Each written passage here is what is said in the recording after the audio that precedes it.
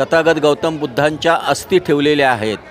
मी आजच्या चालूच्या माणसांसाठी काय सांगाल, म्हणजे जे यंग जनरेशन आहे किंवा जे आपल्या जे 50-55 वर्षाचे माणसं आहेत त्यांनी योगा केला पाहिजे का, किंवा जे मेडिटेशन आहे ते केलं पाहिजे का?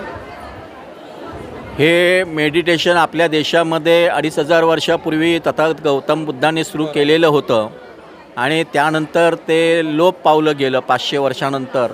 आणि मग ते सम्राट अशोकाने म्यानमारमध्ये, म्हणजे ज्याला ब्रह्मदेश म्हणतात, तिथपर्यंत ते तेव्हापासून आजतागायत टिकून राहिलं। आणि तेच विपश्यना मेडिटेशन इथे सत्यनारायण गोयंकाने 1969मध्ये आणलं। आणि ते जे काही ध्यानसाधना आहे ही मग ह्याला वयाची काही अट नाही आहे, ही नैसर्गिक साधना आहे, हे नॅचरल सायन्स आहे, हे सायकॉलॉजी सायन्स आहे, मनोविज्ञान आहे। तथागत गौतम बुद्धाची ही विपश्यना साधना म्हणजे हे एक मानसिक विकासाकरता आहे। आणि ज्यांना काही समजा निगेटिव्हिटी असतील, नकारात्मक भावना असतील, काही आरोग्यामध्ये म्हणजे तंदुरुस्ती असेल काही, तर त्याच्यामध्ये त्यांना नक्कीच त्याचा लाभ होतो। आणि असा अनेक लोकांना लाभ झालेला आहे। जी लोक घरी याचा सराव करतात त्या लोकांना याचा नक्कीच फायदा मानसिकरित्यासुद्धा होतो। आणि मानसिक फायदा झाला की शारीरिक फायदा हा आपोआप येतो। तुम्ही इथे कधीपासून आहात? मी ते जवळजवळ 2013पासून सातत्याने येत असतो, त्याच्यापूर्वीसुद्धा येत होतो। आणि माझे इगतपुरीला 7 ध्यानसाधना मेडिटेशनचे कोर्स झालेले आहेत आणि आणखी 3 कोर्स सत्यपट्टांचे झालेले आहेत।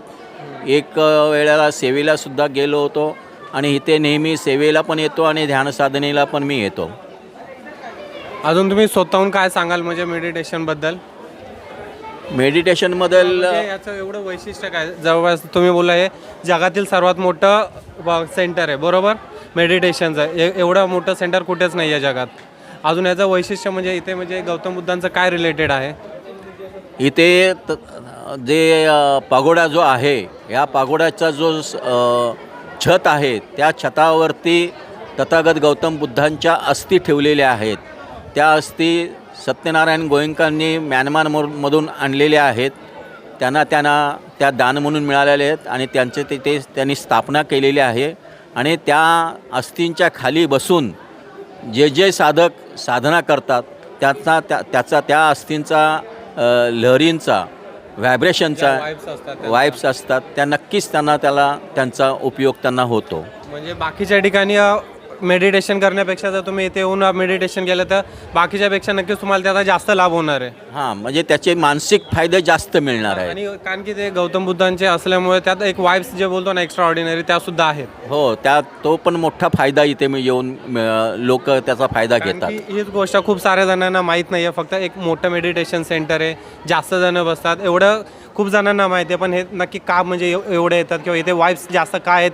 गौतम बुद्धांचे स्वतःचे एक वाइब्स असतात, त्याच्यामुळे आपल्याला इथे आल्यावरती जास्त मेडिटेशनचा फायदा होतो, बरोबर ना? बरोबर आहे। त्यांचे एक अस्तित्व जाणवलं जातं गौतम बुद्धांचं। आणि गौतम बुद्ध या मेडिटेशनसाठी खूप म्हणजे जगविख्यात आहेत। बरोबर आहे। आणि त्याचा भाव जागतो ना मनामध्ये। हां, बरोबर। हां, ते अत्यंत महत्त्वाचे आहे। ध्यानसाधनेमध्ये भाव साधना ही अत्यंत महत्त्वाची आहे।